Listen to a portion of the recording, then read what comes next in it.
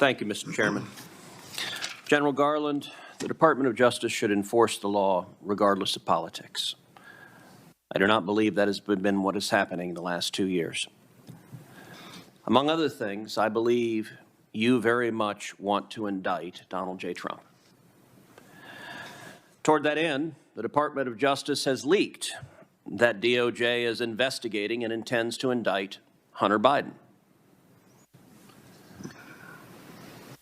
The purpose of those leaks, I believe, was to set the predicate for an indictment of Trump, to say, look how even-handed we are. We're indicting a Biden, we're indicting a Trump.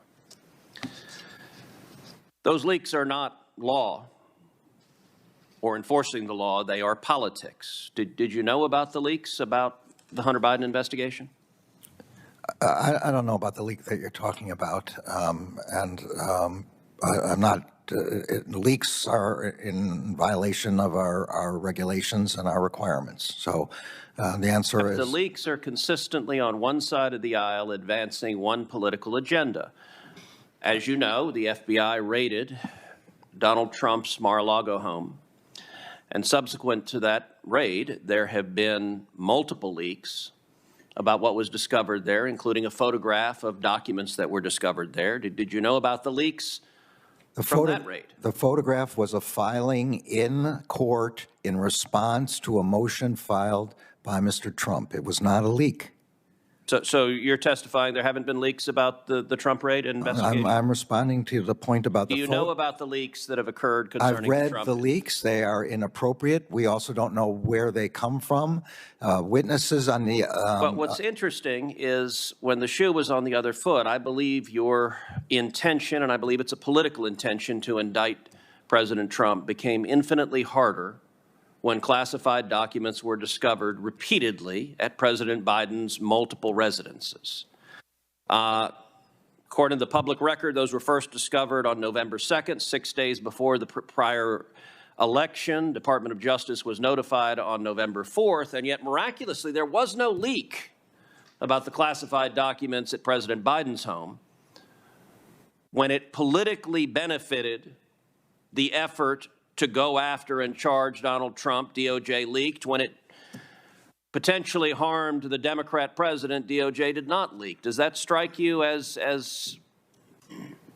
at all a double standard? Leaks under all circumstances are inappropriate, and they were not directed by anyone in the Justice Department. Let me say in particular on Hunter Biden, I very much hope that an investigation of Hunter Biden is focused not just on his own personal substance abuse issues, but on connections to his father and potential corruption. That is the matter of public concern and why people are concerned. And it was striking that the leak that came out from DOJ suggested this is just going after some poor person struggling with drugs instead of looking at the very real evidence of corruption. Will you commit that the investigation will actually examine the public corruption aspect and not simply scapegoat Hunter Biden as an individual? I can't comment about the investigation other than to say that all the matters involving Mr. Hunter Biden are the purview of the U.S. Attorney in Delaware. It's not restricted in his investigation in any way. Well, you don't comment here, but then you leak at the same time. Senator Hawley.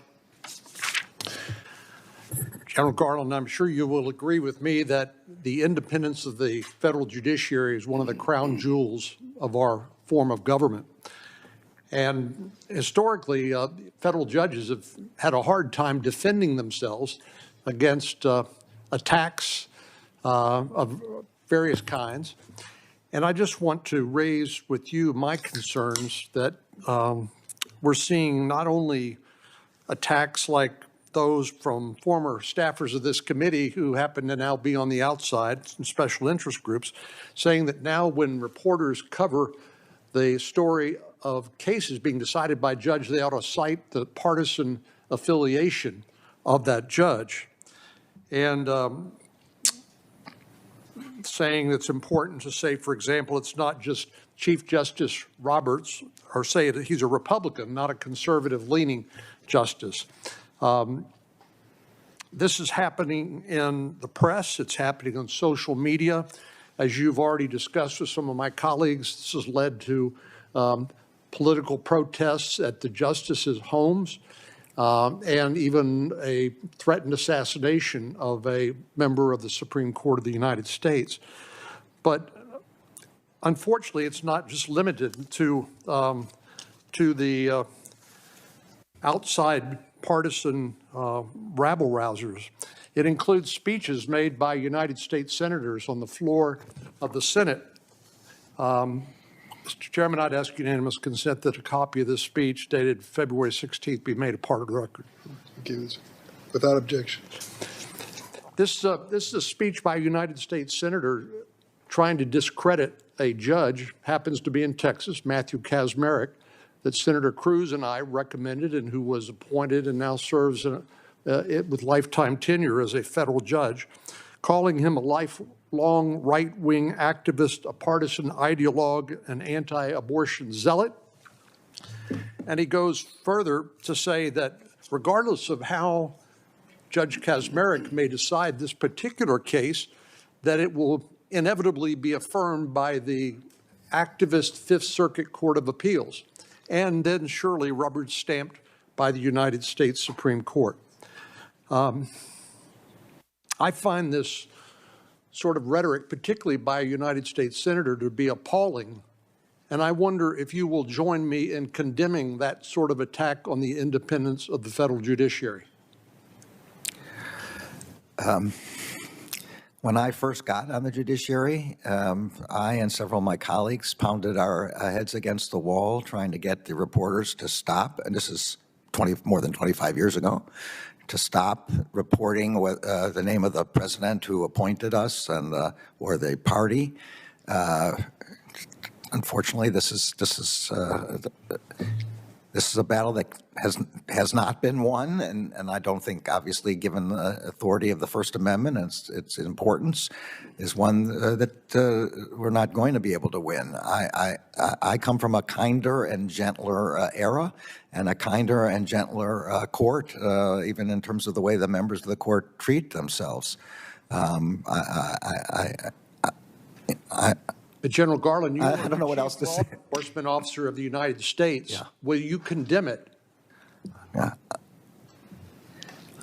I am against divisive rhetoric of all kinds, but I do not have authority in this matter. As you know, the speech and debate clause. You have moral authority. My moral authority is against divisiveness from all sides and all quarters, and from all arguments to be made on the merits. That is my moral authority. Senator Lee. That's the concern that I've got, is that you don't seem to condemn the divisiveness if it's on the left. I want to go back briefly to the text of Section 1507. Section 1507 is pretty darn clear. I personally don't see how anyone could protest outside the home of a Supreme Court justice, especially while engaging in issue advocacy related to a case that they've taken or are currently hearing. It doesn't violate 18 U.S.C. Section 1507. So the fact that you've put U.S. Marshal Service in charge of protecting their homes, great. The fact that not a single arrest has been made, not a single set of charges have been made, is very disconcerting, as is the fact that even if the marshals don't choose to make an arrest there, which is stunning to me that they haven't, but even if they hadn't, there's video footage. You can identify folks. You've proven your ability to do that. And the fact that you're not bringing that is deeply disturbing to me, as it was when, on the day of the Dobbs decision, the Department of Justice took what I believe was a pretty unprecedented step of issuing a scathing statement, not just saying we disagree or we're disappointed with the outcome, but making arguments that I believe called into question the legitimacy of the court. I have never seen the Department of Justice do that. It is cause for additional concern when I see people like Philip Esformes, having received clemency, is now having to face the prospect of being prosecuted again after having received clemency by a prior president. Add all this up with the fact that by the end of this year, we're going to see the expiration of Section 702 of the Foreign Intelligence Surveillance Act. The department's already asking and chomping at the bit to be asking us to simply reauthorize that, notwithstanding the fact that there are all kinds of examples of how this has been politicized, how Section 702 has been misused. The current standard for a warrantless backdoor search of the content of communications of American persons is reasonably likely to return evidence of a crime. But the ODNI's recently declassified semi-annual report, released on December 21st of 2022, reports all kinds of non-compliant searches. These are just the ones we know about, just the ones that the ODNI report was able to identify, involving U.S. persons, including the searches of prospective FBI employees, members of a political party, individuals recommended to participate in the FBI Citizens Academy, journalists, and even a congressman. The politicization of the department is a problem. And you can tell your department, not a chance in hell we're going to be reauthorizing that thing without some major, major reforms. Your department is not trusted because it has been politicized. I know you are a good person. You have the ability to rein it in. I ask that you do so promptly. Thank you, Senator Lee.